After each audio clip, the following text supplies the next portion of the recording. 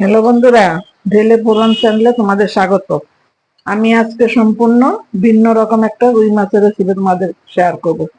তো দেখো, আমি এখানে 4 পিস রুই মাছ নিয়েছি, আর নিয়েছি একটু শুকনো লঙ্কা, আর একটু সামান্য পেঁয়াজ সাথে বেটে নিয়েছি, আর এক পরিমাণ মতো হলুদ নিয়েছি, আর পরিমাণ মতো লবণ নিয়েছি।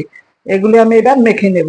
আর এদিকে আমি কড়াই বসিয়ে দিয়েছি, তাতে আমি কিছুটা সরষের তেল দিয়ে দিব মাছ ভাজার জন্য। তোমরা আমার এই রেসিপিটা প্রথম থেকে লাস্ট অব্দি দেখতে থাকো, আর আমার পাশে থেকো।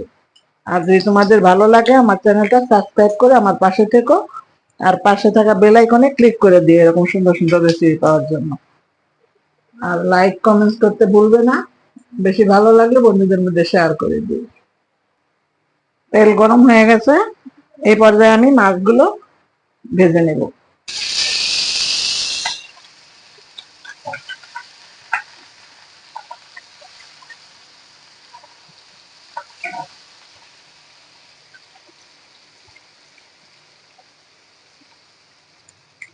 আর বন্ধুরা দেখো, আমি এখানে টেবিল চামচের 1.5 চামচ কালো সরষা নিয়েছি, আর 7টা কাঁচা পাকা লঙ্কা, আর মিডিয়াম একটা পেঁয়াজ বেটে নিয়েছি। এর সাথে আমি অ্যাড করব পরিমাণ মতো হলুদ।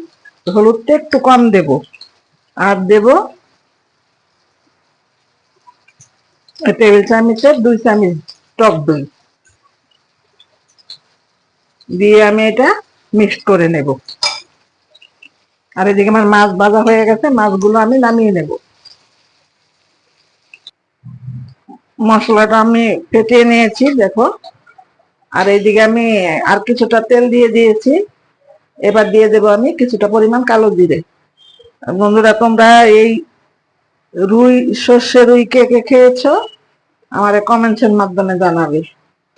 খেতে কিন্তু খুবই ভালো হয়, আর রান্না করতে তেমন কিছুই বেশি লাগে না। এবার আমি দিয়ে দেব ফেটানো মশলাটা।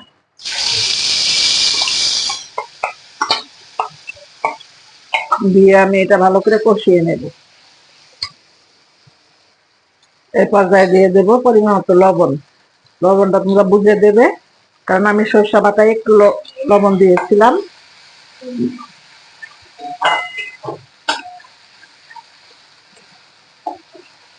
আর লঙ্কাটা তোমরা কম বেশি করে নেবে।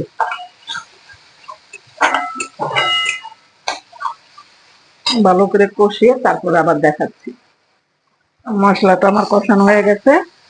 এই পর্যায়ে আমি দিয়ে দেব পরিমাণ মতো জল। মশলার বাটিটা ধুয়ে জলটা দিয়ে দিলাম। এবার আমি বলক আসা অব্দি আমি অপেক্ষা করব।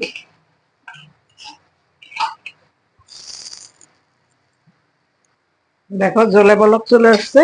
এই পর্যায়ে আমি মাছগুলো দিয়ে দেব।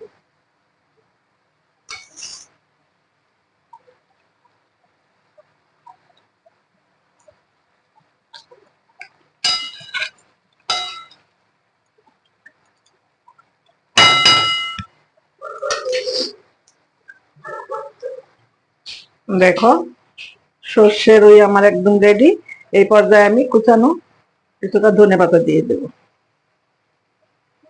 তো বন্ধুরা, তোমাদের আমি আবারও বলবো, আমার চ্যানেলটা ভালো আমার এই রেসিপিটা ভালো লাগলে চ্যানেলটা সাবস্ক্রাইব করে নিও, আর পাশে থাকা বেল আইকনে ক্লিক করে দিও এরকম নিত্য নতুন রেসিপি পাওয়ার জন্য।